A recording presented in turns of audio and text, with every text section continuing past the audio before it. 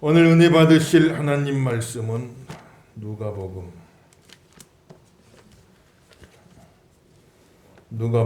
9장 누가복음 9장 28절에서 36절 보셨습니다. 이 말씀을 하신 후 8일쯤 되어 예수께서 베드로와 요한과 야고보를 데리고 기도하시러 산에 올라가사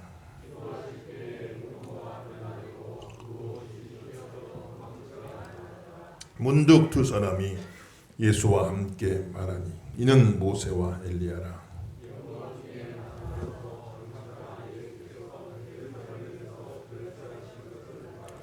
베드로와 및 함께 있는 자들이 깊이 졸다가 온전히 깨어나 예수의 영광과 및 함께 선 두 사람을 보더니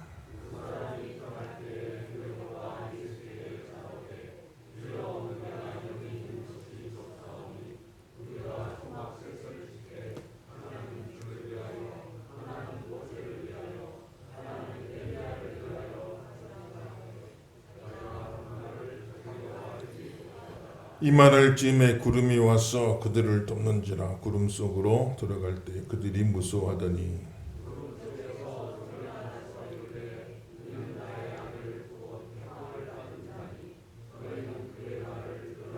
듣습니다. 소리가 그치매 오직 예수만 보이더라. 제자들이 잠잠하여 그 본 것을 무엇이든지 그때에는 아무에게도 이르지 아니하니라. 아멘. 할렐루야. 이 아침도 큰 은혜가 함께 하시기를 주 이름으로 축원합니다. 오늘 말씀은 예수님께서 헐몬산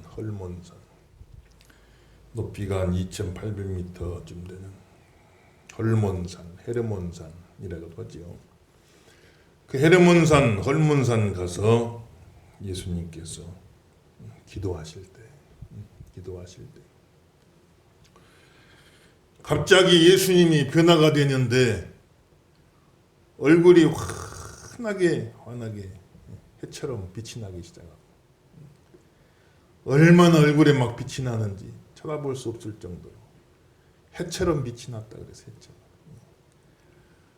또 옷이 하얗게 변화가 됐는데 세상에 어떤 빛으로 빨아도 그렇게 환해질 수 없을 만큼 흔한 모습으로 예수님이 변화가 되었다.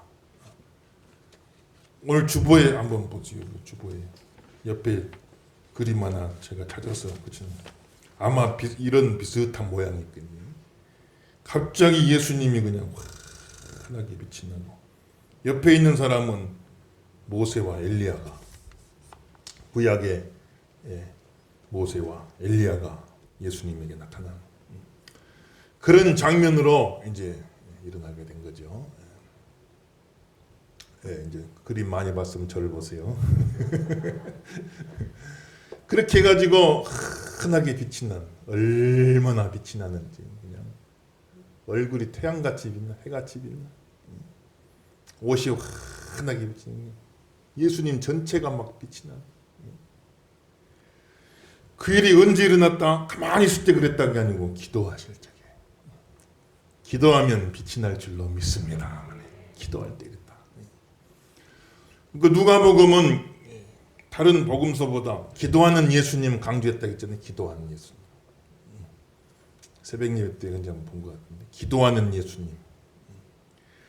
그래, 공생이 시작할 적에도, 공적 인생이 시작할 때 요단강에서 세례받을 메시아 취임 시간, 그때도 다른 성경에는 그냥 성령이 비둘기같이 임했더라 이렇게만 나오는데, 누가복음은 세례받고 기도하실 때 성령이 그냥 임한 게 아니고 세례받으시고 기도하실 때 성령이 비둘기같이 임하더라. 기도하면 성령이 임할 줄로 믿습니다. 또 예수님 40일 광야에 시험 받을 적에 거기서 기도하시는, 성령에 이끌려서 예수님이 거기서 기도하시면서 그 시험을 이기시고, 제자들을 선택하기 전에도 밤새도록 밤이 맞도록 기도하시면서 예수님은 그 다음날 12 제자를 선택하시니. 그러고 나니까 참 제자들 얼마나 잘 뽑아놨어요. 그 가운데 하나 가룟 유다 나왔지만 그건 또 악역은 악역대로 감당할 사람이 있어야지 어떻게 하겠어요. 그래서 예수님은 보면 항상 기도하는, 누가복음의 예수님, 기도하는 예수님. 공생의 사역을 시작하실 적에도 기도하시고, 시험 당하실 적에도 기도하시고, 중요한 선택을 할 적에도 기도하시고, 오늘 본문에도 베나산에 가서 열심히 기도하실 적에 얼굴이 해같이 환하게 빛나고 온몸에 빛이 나는 그런 놀라운 변화가 일어난 거죠. 그래서 예수님이 변화됐다 해가지고 헤르몬산, 변화산이다 이름을 또 이렇게 별명을 지은 거예요. 변화산. 기도하는 자리마다 빛이 나게 됩니다. 기도하는 자리마다 변화산이 될 줄 믿으시면 아멘 하십시다. 다 변화가 돼. 누가 나를 좀 빛나게 해주나? 누가 나를, 내 인생을 좀 빛나게 해. 내 인생은 왜 이렇게 어두울까? 내 인생은 왜 이렇게 캄캄할까? 왜 이렇게 어두울까? 누가 좀 나에게 빛을 비춰주가 나를 좀 환하게 해주면 좋을 텐데. 어느 세월에 누가 와서 나를 빛나게 해주기만 기다리고 있을 것이 아니라 내가 열심히 기도하면 사람 탓할 일도 아니요, 환경 탓할 일도 아니요, 그냥 내가 열심히 기도하면 내 생각이 밝아지고, 마음이 밝아지고, 얼굴이 밝아지고, 인생이 밝아지고, 가정도 밝아지고, 내 주변의 모든 것이 다 밝아지는 그런 역사가 있는 것이므로 기도하여 변화받고 일어나 빛을 발하시기를 예수 이름으로 축원합니다. 기도하는 사람은 밝아요. 기도하는 가정은 밝아요. 나라들도 기도하는 나라, 복음이 들어와가 기도하는 나라 다 보면 밝아요. 세계 많이 다녀보신 분들은 아마 실감하겠지. 그래 기독교 국가들, 그래도 기독교 문화권에 복음이 들어가 있는 나라들 가만 보면 밝아요. 다 밝아요. 사람도 밝고 문화도 밝고 모든 분위기가 밝아요. 그런데 복음이 들어가지 못하고 하나님을 제대로 알지 못하고 우상 섬기고 이런 나라를 까보면 우중충한 거야 아직도.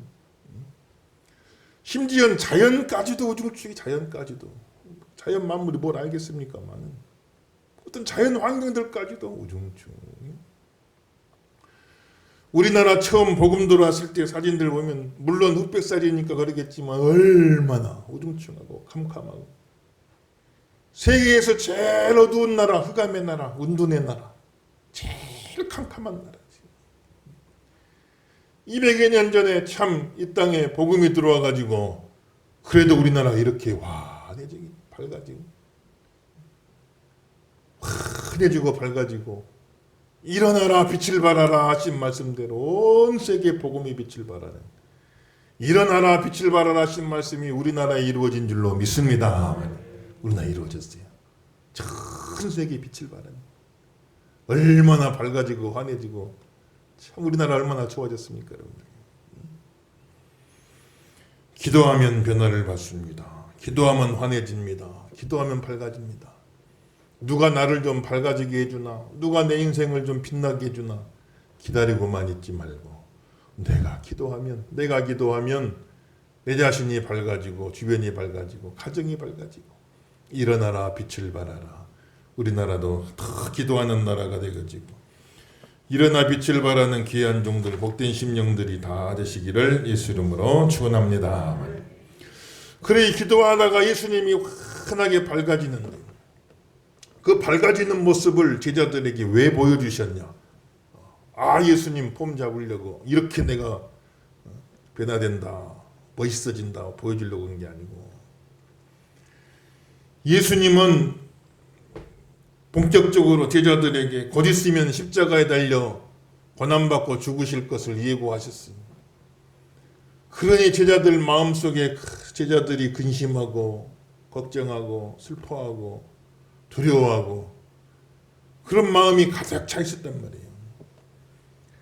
그래서 그 제자들을 데리고 헐몬산에 가서 기도하실 적에 변화되는 그 모습을 보여주시는 그 얼굴이 해같이 빛나고 온몸에 빛이 바라는 그 모습은 부활하신 예수님의 영광을 제자들에게 미리 보여주는 거예요. 죽음을 예고하셨지만은 머지않아 죽게 될 것을 예고하셨지만 죽음으로 끝이 아니라 그 이후에 이런 부활의 영광이 기다리고 있다는 것을 제자들에게 보여주시는 것이에요. 부활하시고 승천하셔서 하나님 우편에 앉으실 예수님의 승천의 영광을 미리 보여주시는 것이에요. 머지않아 구름에 가리워진 채로 다시 우리에게 오실 재림의 예수님의 영광을 미리 보여주시는 것이에요. 그래서 죽음을 예고하신 예수님이 부활의 영광, 승천의 영광, 재림의 영광, 그 영광스러운 모습을 제자들에게 먼저 보여주시는 것이에요. 슬퍼하지 말아라, 염려하지 말아라, 근심하지 말아라, 두려워하지 말아라고 그 제자들에게 보여주시는 것이고, 그들도 예수님처럼 자기 십자가 짊어지고 머지않아 이런 고난의 길을 걸어가게 되겠지만은 죽음이 전부가 아니다. 그 죽음 너머에 이런 영광이 기다리고 있다. 나도 이런 영광으로 들어갈 것이요 나를 따르던 너희도 이런 영광으로 들어갈 것이다 하는 것을 장차 예수님과 제자들이 들어가게 될 영광을 미리 보여주시는 것입니다. 그러므로 예수님은 죽음만 보지 아니하시고 점점 다가오는 죽음만 보지 아니하시고 그 죽음 너머에 기다리고 있는 영광도 같이 보셨기 때문에, 영광도 보신 분이기 때문에 죽음만 바라보는 사람은 할 수 없는 말을 하신 거예요. 예수님은 요한복음 15장 11절에 내가 이것을 너희에게 이름은 내 기쁨이 너희 안에 있어 너희 기쁨을 충만하게 하려 함이니라. 예수님은 죽음을 앞두고도 내 기쁨을 너희에게 주길 원한다. 예수님 안에는 기쁨이 있었더라 이 말이에요. 요한복음 16장 22절에 지금은 너희가 근심하나 내가 다시 너희를 보리니 너희 마음이 기쁠 것이요 너희 기쁨을 빼앗을 자가 없으리라. 예수님 주시는 기쁨은 빼앗을 자가 없는 줄로 믿으시면 아멘 하십시다. 그 기쁨 빼앗을 자가 없는. 요한복음 14장 27절에 평안을 너희에게 끼치노니 곧 나의 평안을 너희에게 주노라. 내가 너희에게 주는 것은 세상이 주는 것과 같지 아니하니라. 너희는 마음에 근심하지도 말고 두려워하지도 말라 말씀하시고, 요한복음 16장 33절에 이것을 너희에게 이른 것은 너희로 내 안에서 평안을 누리게 하려 함이라. 세상에서는 너희가 환난을 당하나 담대하라 내가 세상을 이기었노라 말씀하시. 따라합시다. 내 평안을 너희에게 주노라.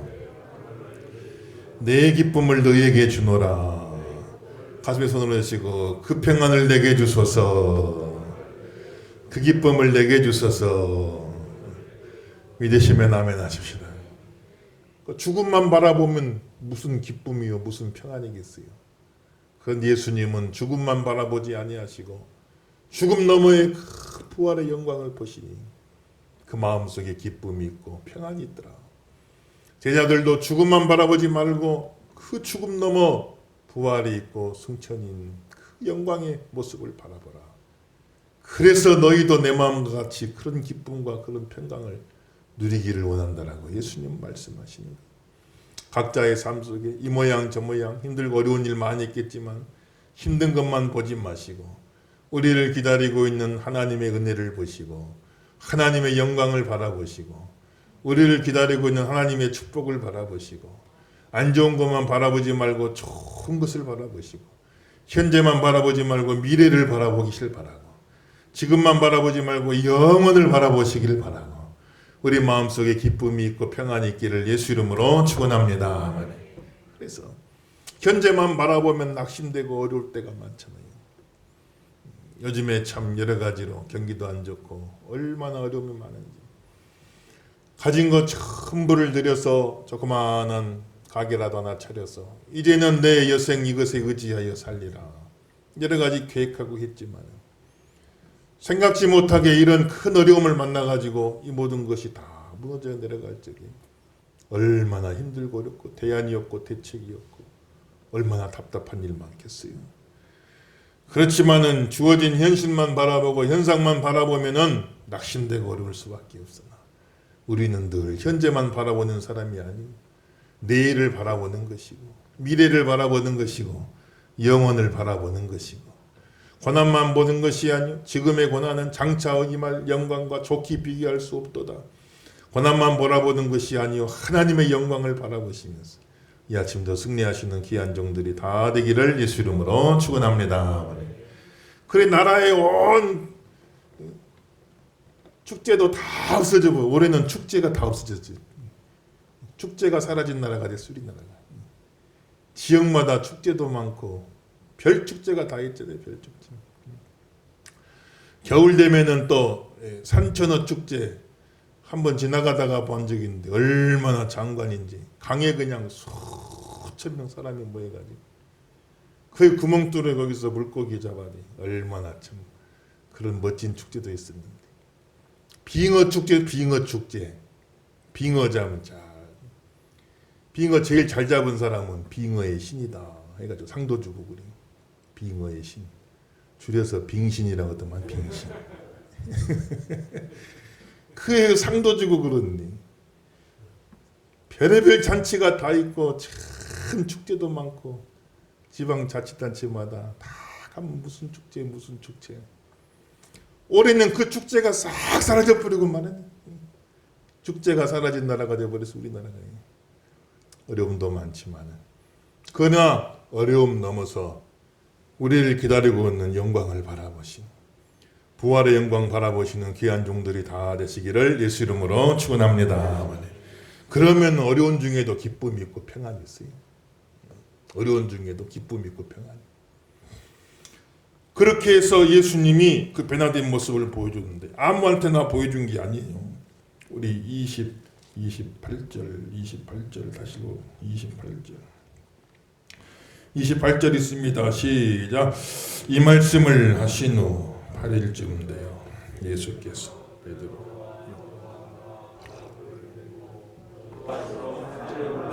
누구만 데려갔다겠어요? 베드로와 요한과 야고보만 데리고. 이 세 사람은 3대 제자. 예수님이 수천 명 수만 명 무리 가운데 많게는 120문도 거기서 더 압축하면 70문도 거기서 더 압축하면 12제자 거기서 더 압축하면 3대 제자 베드로, 야고보, 요한. 베드로는 로마 교회의 설립자가 돼서 로마 교회 세우고 순교할 사명 가졌고 야고보는 12사도 중에 최초의 순교자가 되어지는 그 사명 받았고 사도 요한은 마지막까지 살아남아서 밤모섬에 유배되어 있는 중에 요한계시록을 기록해서 1500년 성경 계시 역사에 마침표를 찍는 그 사명을 받았고 이 3대 제자가 제일 큰 사명 감당해야 되는 사람들이기 때문에 이 세 사람만 특별히 데리고 올라가서 그 영광을 보여주는 거예요. 영광은 어떤 사람한테 보여주냐? 사명 감당할 사람한테 보여주는 거예요. 사명 감당. 영광은 아무한테나 보여주는 게 아니에요. 사명 감당할 사람한테 보여주는 거예요. 그 영광을 봤기 때문에 사명을 끝까지 감당할 수가 있어요. 하나님의 영광 보는 성도가 되길 주 이름으로 축원합니다. 영광을 끝까지 영광을 본 사람만이 끝까지 사명 감당하는. 베드로도 그 영광을 봤기 때문에 그 영광 못 봤으면 벌써 베드로도 3번 부인한 뒤로는 그냥 계속 부인하고 말죠. 그러나 그 영광을 봤기 때문에 다시 돌아오는 거예요. 야고보도 그 영광을 봤기 때문에 제일 먼저 순교도 2번째, 3번째는 그나마 좀 쉬울지 몰라요. 처음 첫 번째 순교 자리에 내가 나가서 거기서 믿음 지키는 건 쉬운 일이 아닌데 영광을 봤기 때문에 그 자리에 설 수 있는 거예요. 사도 요한은 마지막까지 절에 고도 밤모섬에 유배당하니 그 어려운 중에도 끝까지 사명 감당할 수 있는 것은 영광을 봤기 때문에 그런 거예요. 가룟 유다는 영광을 보질 못했어요. 그러니 그 눈에는 은삼십냥이 더 크게 보이는 거예요. 여러분. 사랑하는 귀한 성도님들, 영광을 보는 성도가 되시기를 주의 이름으로 축원합니다. 영광을 보셔야 끝까지 사명 감당하는 그 주님의 영광을 본 겁니다. 그런데 그걸 보질 못하면은, 그 영광을 보질 못하면, 신앙생활의 영광, 주신 사명 감당함의 영광, 이게 얼마나 커다란 영광인 것을, 그걸 본 사람은 끝까지 사명 감당하는, 그걸 보지 못하니까 조금만 중간에 어려움 오면 포기하고 돌아서고, 중간에 조금만 힘든 일 있으면 낙심하고 포기하고 돌아서고, 조금만 유혹이 와도 그냥 돌아서 버리고, 조금만 시련이 와도 돌아서 버리고, 그런 경우가 너무나 많은 거예요. 신앙생활은 억지로 하는 게 아닙니다. 내가 영광을 봤어요. 내가 영광을 봤어요. 그 영광을 향하여 달려가는 거예요. 누구도 막을 수 없어요. 누구도 잡을 수 없어요. 이 신앙이 되시기를 예수 이름으로 축원합니다. 오늘 온라인으로 예배하는 모든 성도의 가정에도, 성도의 심령 속에도 이런 은혜가 임하기를 주 이름으로 축원합니다. 다 응해 주십니다. 그래서 참 그렇게 베드로와 요한과 야고보에게 그런 은혜를 보여주시고, 보여만 주는 게 아니라 또 들려도 줬어요. 들려도 줬어요. 오늘 말씀 우리 한번 읽어볼게요. 35절, 36절, 35절, 36절 다 읽습니다. 시작. 구름 속에서 소리가 나서 이르되 이는 나의 아들 곧 택함을 받은 자니 너희는 그의 말을 들으라 하고 소리가 그치매 오직 예수만 보이더라. 제자들이 잠잠하여 그 본 것을 무엇이든지 그때에는 아무에게도 이르지 아니하니라. 아멘. 할렐루야. 이 해같이 빛나는 모습으로 변화되는 걸 또 보여주시고, 또 말씀도 들려주신, 갑자기 하늘에서 구름이 거치고 음성이 확 들려오기 시작하는데, 예수님을 향하여 이는 내 사랑하는 아들이고 내 기뻐하는 자니라 하시는 하나님의 음성 들립니다. 예수님 세례받고 올라오실 적에, 공생이 시작하실 적에, 메시아 취임식하실 적에도 하늘이 열리고 이는 내 사랑하는 아들이요 내 기뻐하는 종이니라, 이 음성이 들려요. 예수님은 항상 하나님의 그 음성 듣고 사는, 나는 하나님의 사랑받는 아들이요 하나님이 기뻐 쓰시는 종이다. 이게 예수님의 자의식이에요. 예수님 자의식, 자기 정체성. 나는 하나님의 사랑받는 아들이요 하나님이 기뻐 쓰시는 종이다. 이 음성 듣고 늘 예수님 승리하신 거예요.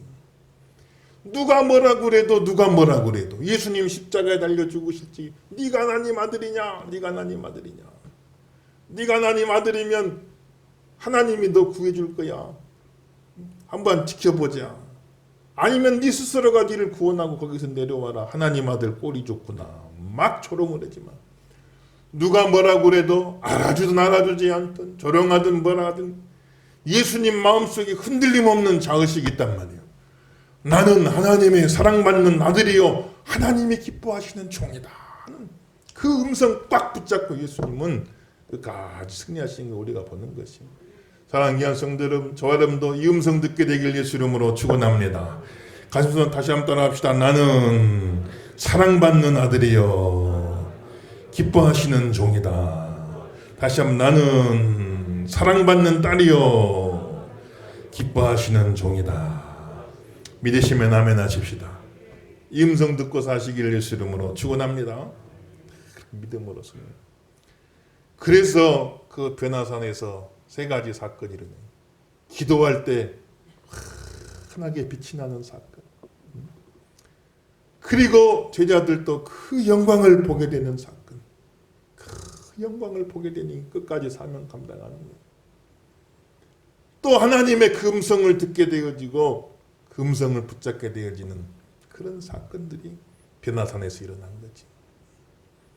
그 변화산의 사건이 있었기 때문에 예수님은 기꺼이 십자가로 갈 수 있었고, 예수님 제자들도 기꺼이 십자가를 짊어지고 주님을 따라갈 수가 있었던 것입니다. 오늘 여러분의 변화산, 오늘 교회 기도하는 예배하는 이 자리가 저와 여러분의 변화산이 되시길 주 이름으로 축원합니다. 변화산. 그래 거기서 내려오니까 또 참 또 한 사건이 기다리고 있죠. 우리 37절에서 40절 한 구절씩 또 읽어봅시다. 이튿날 산에서 내려오시니 큰 무리가 맞을세.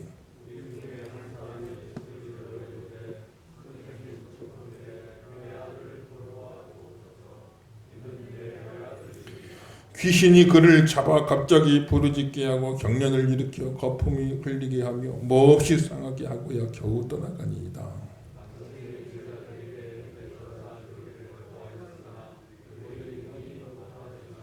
예수께서 대답하여 이르시되 믿음이 없고 배역한 세대여 내가 얼마나 너희와 함께 있으며 너희에게 참으리요 내 아들을 이리로 데려오라 하시니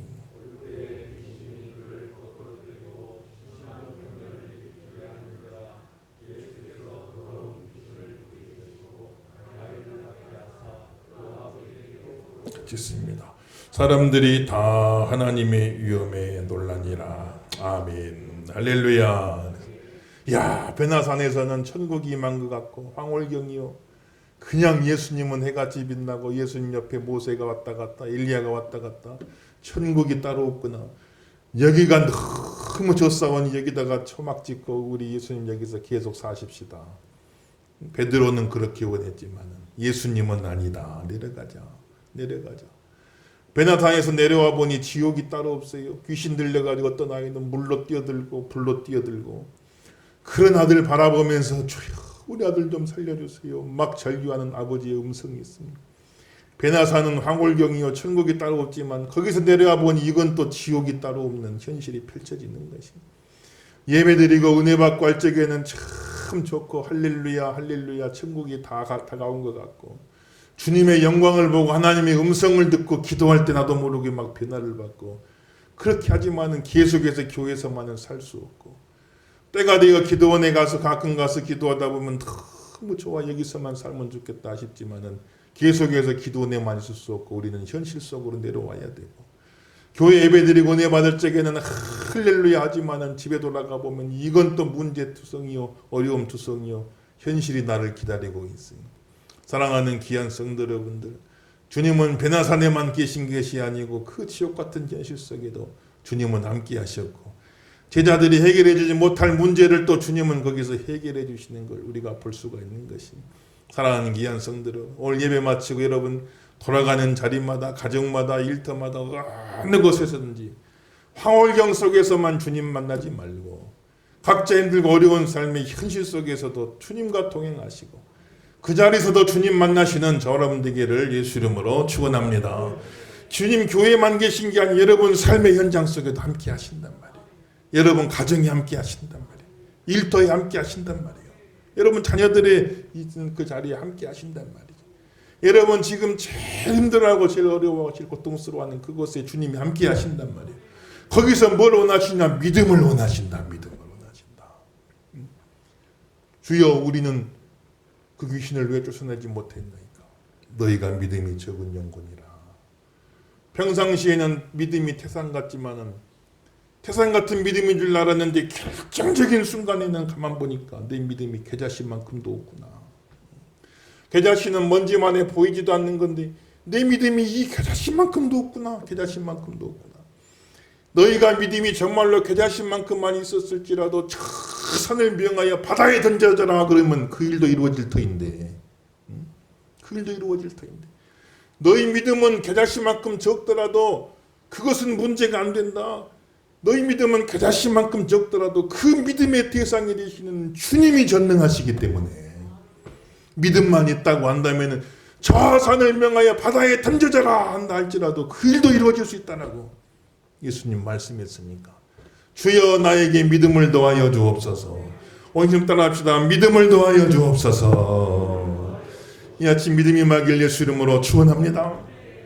평소에는 태산 같은 믿음인 줄 알았는데 자타가 공인하는 태산 같은 믿음의 사람이지. 다른 사람도 다 나 믿음 좋은 줄 알았고 나 스스로도 믿음이 좋은 줄 알았는데 막상 문제가 터져서 문제가 찾아와서 진짜 믿음이 필요한 결정적인 순간에 이때를 위한 믿음이라 정말로 믿음이 필요할 때 그때 보면은 태산 같은 믿음이 아니요 겨자씨만한 믿음도 이런 경우가 너무나 많습니다. 오늘 예배 마치고 여러분 다 돌아가는 삶의 자리에 믿음이 있으시기를 주 이름으로 축원합니다. 믿음을 더하여 주옵소서.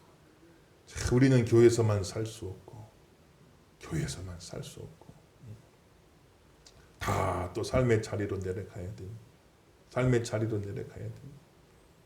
현실 속으로 다시 돌아가야 됩니다. 여기가 넘어졌사오니 여기다 초막치고 살길 원합니다. 우리가 그렇게만 살 수 없고 다시 현실 속으로 내려가야 됩니다. 그 자리에서 믿음을 주옵소서. 믿음을 주옵소서.